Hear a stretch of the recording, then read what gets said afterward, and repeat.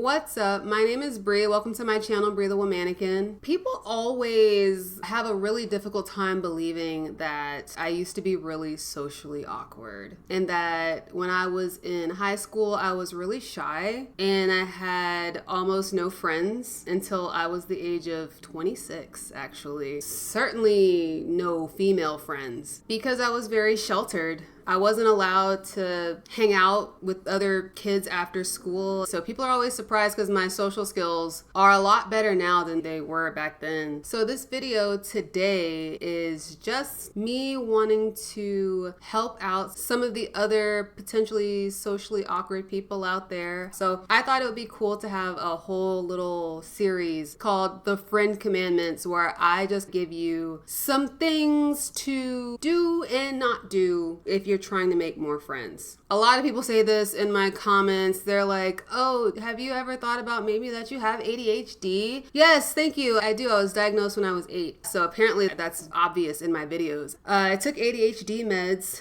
my whole life until I graduated from high school. But whenever I was on them, I was like a zombie and didn't want to talk to other kids. I just was like really in my head. And when I was off of them, I was very awkward and saying awkward things. That plus being sheltered, I was not very well adjusted. When I got to college, I really struggled to make friends. When I was 25, I lost my job and I had to do Uber. And bitch, I learned so much. If you really want to learn how to talk to people, you have to put yourself in a situation where you have to talk to people. When you're sitting in the car alone with one other person and it's like a fucking Russian roulette, you don't know who you're going to get in the backseat of your car. You're going to get people from all different walks of life, all different ages, different genders, different cultures and all of that. You have to learn to talk to people, right? And I was able to make consistent female friendships after that. So I'm going to teach you what I've learned today. Some of these things, some of you might already know. This isn't going to be like some huge revelation for some people here, but this is the stuff that I didn't know. So here we go. Honestly, some of this stuff I'm still learning. I'm still not 100% some social goddess. I'm just a lot better than I was. And I know that a lot of people have come to my channel from my loneliness video, which is great. Hello. I don't want to tell people that I still deal with it. I still suffer with loneliness, but it's okay. It's great. Anyway, so I just wanted to arm you with the knowledge to make the friends that you want to make. So, thou shalt not yuck someone's yum. I'm gonna also give you examples so you understand, and I like adding a little story time with my videos anyway. So what I mean is, if somebody says they like something, do not shit on it. I know that sounds really obvious, right?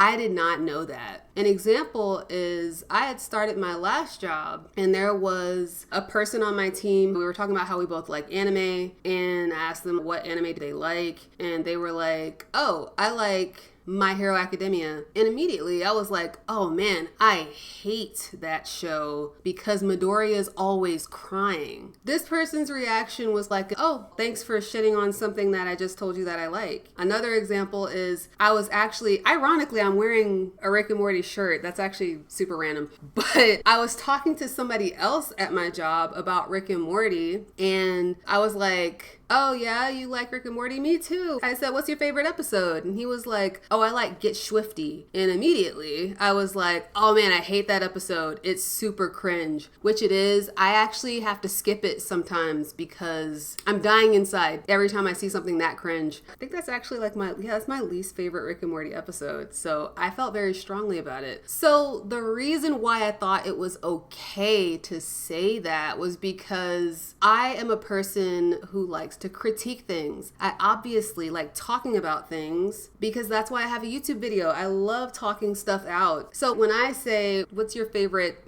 show or episode, and that person gives their opinion and I say, oh, I don't like it, how I'm expecting them to respond is, oh, you don't like it? Why don't you like it? And then I can say, oh, because this and that. And then they can try to argue for why it's good or for why they like it. And then I can be like, oh yeah, I guess I can see why you like it because of that. And so that's how I'm thinking it'll go in my head. That might be how it happens with some people, but most people don't like it. They don't like you talking shit about something that that they enjoy. So don't do that. The proper response is, oh, okay, I like this episode. That's how you contribute to the conversation, and that's how you keep the conversation going. Or I can say, oh, you like My Hero Academia? I like Attack on Titan. That's how that conversation keeps going. Yeah.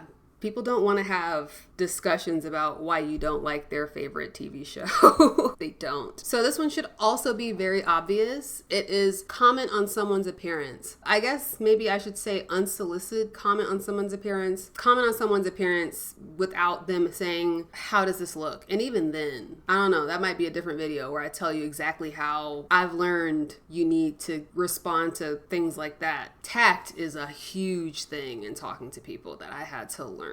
I've come across so many people in my life who have given me their unsolicited opinions about my appearance. Right here, obviously in my YouTube comment section, I get guys telling me all the time about my hair color being wrong, or mostly it's guys, but I've had people comment on things like if I had acne, they would say, oh, you have a lot of acne today. Don't say that. Don't tell people things like that. People don't like that, okay? Don't talk about anybody's appearance. Okay, thou shalt not monopolize conversations, okay? This is a hard one. I am frequently saying in my videos that I used to be a narcissist. A lot of people are like, how do you used to be a narcissist? Either you're a narcissist or you're not. Bitch, I don't know how it works, okay? I don't think I want to claim that I'm still a narcissist. What it likely is that I am still a narcissist, but I have changed my goals to wanting to be a good person. So I care more about achieving my goal of being a good person more than I do of being seen and getting attention, which was my goal before I acknowledged or knew that I was a narcissist. Anyway, during my narcissism past, I could turn any conversation back on me. I could do it. I had this superpower of being able to make literally anything about me. You could be talking about your ant farm, and I would be like, oh, did you know I used to have a mealworm farm? Oh my God, it's so hard. I had to keep them in my closet, and it was like blah, blah, blah. But now I have all their poop and I give it out to people. Do you want some? It's supposed to be really good fertilizer because I have all these plants and all these, it's so great that I have all this mealworm poop because I can feed all. Do you see how disgusting that is? I mean, not just talking about the fact that I used to keep mealworms in my closet and collect their poop to feed my plants, which is a true story, by the way. This person was talking about their ant farm and I completely took over the conversation and made it about me.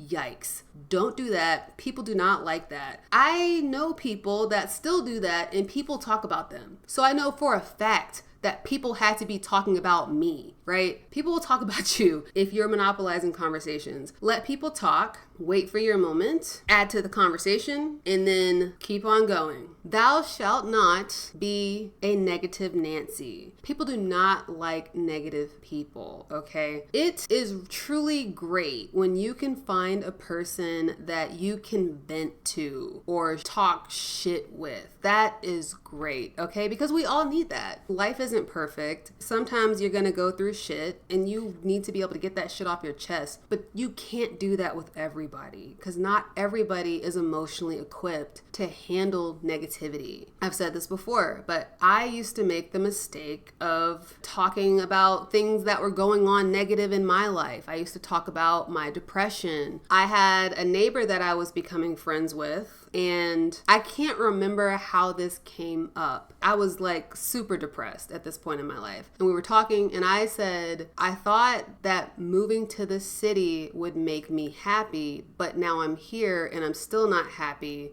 which means that I'm probably just not happy with myself, bitch. She changed the subject so fast, like she was just not about to have that conversation with me. Don't do that. That's also something that will go into one of my other commandments down the line. Also, in terms of being negative, there are lots of ways to be negative. So that was negative in the sense that you're talking about something that's like a negative emotion, right? People also don't like when you complain about things like you went out to dinner with somebody and your food isn't right. People don't want you to complain about that stuff. If you're like, oh man, this burger is gross. People don't like that because they're just out to have a good time and now you're putting them in a negative mood by complaining about your burger. If that's the case, if you're at a restaurant and you get your food and it's not great, right? If it's a restaurant you haven't been to before and you didn't know if you were gonna like their food and you ordered something, don't say anything about it. Just eat it. You're like, okay, now I know. I'm not gonna eat here again. Now, if the person that you're with asks, how's your food? You could be like, oh, it's not that great, or it could be better, or oh, it's all right. But keep it light. People do not like negativity. They don't want to hear you complain, especially if you're a person that is always bringing that energy. People don't like that. So another one is thou shalt not overshare. Okay, I cannot stress this enough. So a part of what I was saying before was when I was talking about how I was depressed with my neighbor. When I said that to her, not only was I being negative, but I was also oversharing about my depression to her. I cannot tell you when is the appropriate time to talk about things like that with a person, but apparently that was not it, right? I thought that it was it, but it wasn't. Another example of oversharing is I got sick with COVID really bad. I had long COVID for like 2 years. It was intense and it was like my life. Honestly, for 2 years, having COVID was my life. And when people would ask about how I was doing, I would be honest and I would be like, oh my God, my life sucks right now. I'm always sick. I can't do this. I can't do that. I'm so tired. These are people that had friend potential. Like we were in that stage of getting to know somebody to maybe become friends with them later. But I wouldn't say that we were friends yet. We were more like burgeoning acquaintances. But when people used to ask, I would just tell them, I'd be like, I went to the doctor and they said that I have this and they don't know what they're going to do. Don't do that. Oh my God. Don't do that. Especially with medical stuff. Don't do that. Don't overshare about anything personal. I wish I could give you a steadfast rule. There probably is one. And I don't know. I can't tell you right now, but I'll just list off some things that you should not talk to an acquaintance about, or if you haven't known them for at least a year. That would be your relationship. That would be your medical issues. That would be anything like personal, like maybe even like your relationships with other people. You can probably talk shit about your job, but I wouldn't even do that. All right, thou shalt not gossip or speak ill of others. You would think that this would be just part of being a good person, but it's also part of becoming friends and making friends. You might think it's appropriate, or some people bond through that, or that's how they bond with people. Sometimes there are people who gossip because they don't have anything else to talk about. There are people who gossip because they think that if they give you some hot goss and give you some information, then you'll give something to them in return. I have a neighbor who is constantly telling me other people's business. This man has pulled out his phone and showed me people's Instagrams and taken screenshots of their stories and shown me. It's a mess. And he's even gossiped to me about my own friends. And I'm like, does he know that I'm friends with these people? Like one of my friends, her sister moved in with her and he was like, are they lesbians? I'm like, no, they're sisters. Are you sure? I was like, what? First of all, why are you in their business? Why are you telling me? Because I'm not cool enough with him for us to be having that conversation. And obviously it shows people that you can't be trusted with their information if you're over here blabbing around town about everybody else's information. All right, so honor thy plans and commitments. People will stop inviting you out if you keep backing out. Then you'll get butthurt because you're like, why are they doing things without me? But it's because you never show up. I was that person all throughout my early 20s. After I hit 26, I made a resolution with myself that I was gonna do whatever it took to make friends. I made a lot of mistakes in that too, oh my God, of course. But something I definitely learned is a very easy way to make friends is when people invite you out, go. If you don't go, you need to have a decent enough reason and make sure that person knows that it's not because I don't want to hang out with you. I'm totally willing to hang out with you, but that day I have plans. Honestly, people would always invite me to things and I'd be like, yeah, I'll go. But then I'm an introvert, so the day would come and I'd be like, actually, I think I'm just gonna sleep. Don't do that, okay? If you don't care about making friends, then fuck it. But if you are lonely and you want to make friends, friends, you're gonna have to do some stuff you don't want to do. You're gonna have to go to this person's, I don't know, their baby shower, or you're gonna have to go to their, I don't know, whatever people do. You know, if that person wants to go out and get drinks, as long as you don't have an issue with getting drinks, you know, go. If somebody invites you to dinner and you don't have anything else to do and you want to make friends, go. If some people invite you out to a game night, go. That's how people meet. People don't actually make friends when you're in class, in school, or at work. They're made outside of those moments when you can actually talk and relax and laugh and have fun. Thou shalt not be a doormat or a people pleaser, or as I like to call it, a friend pick-me, which is not very clever, but that's what it is. I definitely have been that person who has been the yes person, because there was a time in my life when I was like, I will do whatever it takes to have friends. An example of this was when I was just learning to make female friends, and I had a person who I used to work with,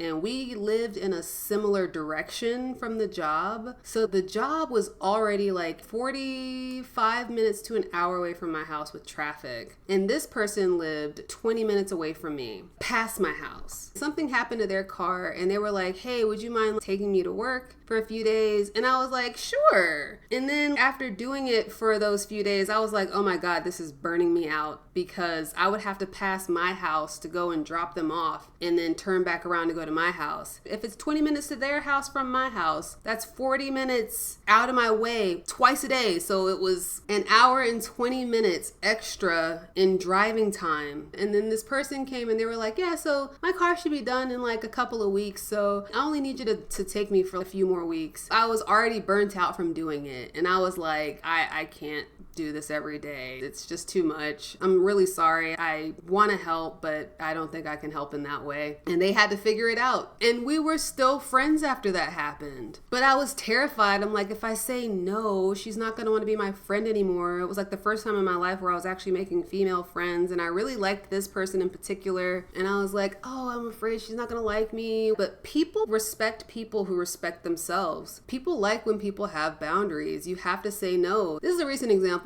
My friend wanted to get steak frites, and I had literally just had steak. Like, I'd had a huge ribeye, and it took me 3 days to finish because I actually don't really eat meat like that. So it took me a long time to just even get through it. And I was so sick of steak. But I hadn't seen this friend for a month, and I did want to hang out with her. And when she was like, oh, I want to go get steak frites, and I was like, okay, I'll just get a salad or something. And she was like, no, this place only sells steak frites, which is steak and fries. I went and I looked at their menu, and sure enough, that was the only thing they sold. I can't remember what it's called, a mini something. I don't know. It's a restaurant that only sells like one thing. And I was like, oh my God, I've already been eating steak for 3 fucking days. Can I have steak again? And I was like, I can't do it. I can't. So I had to message her back and be like, hey, so I just had steak. Can we eat somewhere else? And she was like, yeah, sure. And we went somewhere else and it was fine. And the food was delicious. And she didn't even get a steak. She ended up getting scallops. So if she sees this and she knows who she is, hi. But that was like something that the past version of me would not have done. Old me, who was still in her new people pleasing, just happy to have friends mode, would have been like, yeah, I'll have steak again. Totally. And then just wasted money on it because it was going to be expensive too. But yeah, respect thyself. It should be a very obvious one, but thou shalt practice empathy and kindness and tactfulness, okay? Something that I see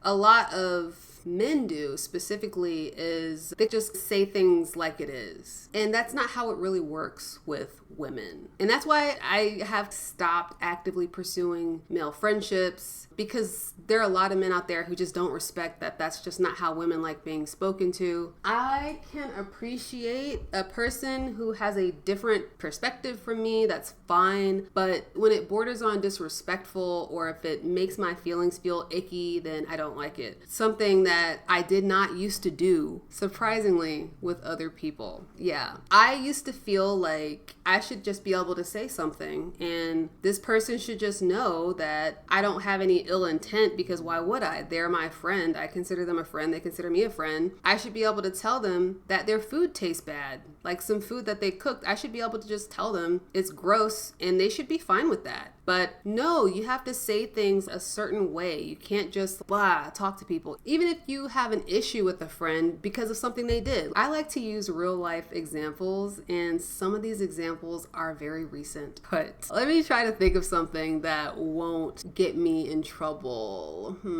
I'll just say this. There have been a couple of times when I have had issues in friendships where I felt like that person didn't respect me, or there was a lack of balance. What I used to do was blow up at people. Right? Isn't that terrible? I thought that was appropriate. That's never appropriate. Never do that. That should be its own thing. Thou shalt not blow up at people, okay? Especially if I actually blown up at somebody recently. I didn't blow up at people, more so I blew up at a bar, just at the whole bar staff. It's a long story, okay?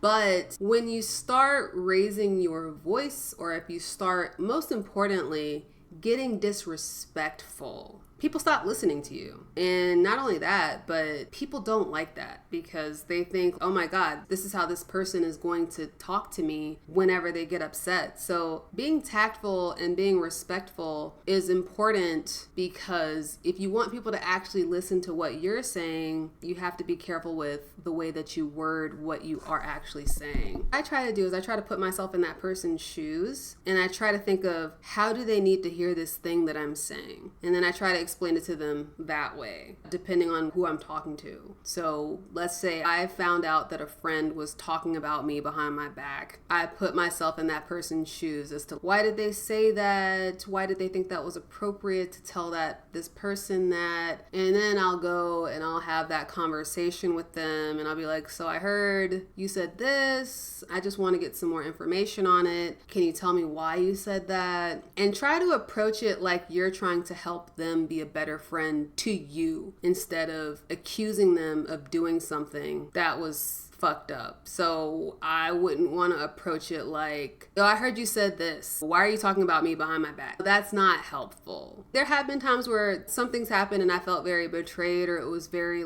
serious, and I've had a tone of urgency, but I always try to not get disrespectful. I don't want to call anybody out of their name. I don't want to say bitch or anything like that, because even though I say bitch a lot on here, but you don't want to do that with your friends. Have I ever called a friend a bitch? I don't think so. I might have thought it. I don't think I've ever said it. And thou shalt honor the art of small talk. It is necessary. If you are like me, you hate it. Small talk sucks. It's boring. You want to get into the deep stuff. That's why, if you're like me, you might overshare right away, because you want to start talking about the stuff that's important. That's something that I do to try to deepen a conversation. That's why I immediately go into critiquing something somebody said they like. It's because it feels very boring, and I feel like a fucking trained seal to just go, oh really? You like that? Cool. Because that's what they expect you to say. But you have to. It sucks, but you have to. It's part of the early on stuff. Now, I think if it's boring to you and you hate it, maybe you can make your own little personal spin on it. Maybe you can even make a game out of learning how to turn small talk into a deeper conversation. Actually, don't do that. I know people who try to take small talk and make it a conversation. The fact is, some people like small talk because they don't want you to know more about themselves. And I think you got to respect that. Not everybody wants to be your friend. Not everybody wants to have a deep conversation with you. Not everybody wants to go into what you really like about season 6, episode 5 of fucking Rick and Morty, and delve deep into why that particular episode has such a strong cultural importance for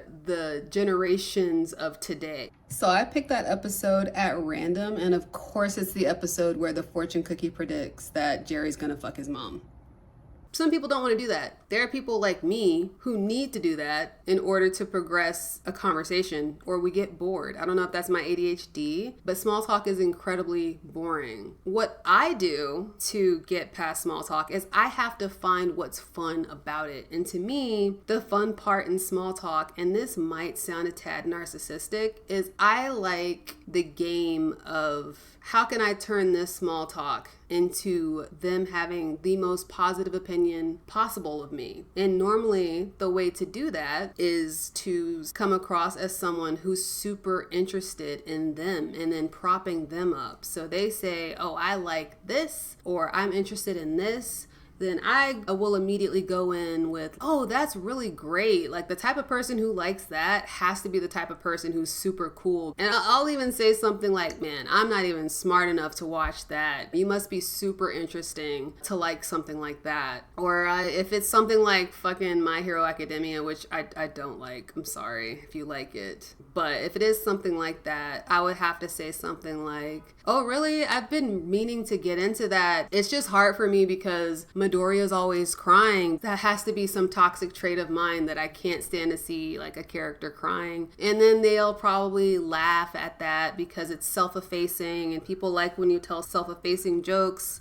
And then they'll be like, yeah, he does cry a lot, but I really like blah, blah, blah, blah, blah. That's how you get a person to keep going in the conversation, not by out and out saying, I hate that show, I hate the show that you just told me that you like. But I really hope that this was something that was interesting for you and enlightening for you. Definitely leave me some comments below as to if any of these were helpful. Tell me your stories. I would love to see your stories. Is anybody else socially awkward? And if you are a person who was socially awkward, how did you get over it? I told you that I had to do Uber. I did Uber for 8 months where I learned how to talk to people. And even then, I still had some issues. I'm still learning every single day. But these are some things that I definitely learned that I have to stick to when I'm talking to somebody. And I don't always even stick to it. Sometimes I forget. Sometimes I'm tired and I don't feel like being tactful or nice. Or sometimes I'm annoyed with this person. But yeah, let me know. What are some tactics that you have learned in talking to people on your socially awkward journey? I would love to know. Definitely share them below. Give me a like if you like this video. It really helps me out with the algorithm. Definitely give me a subscribe.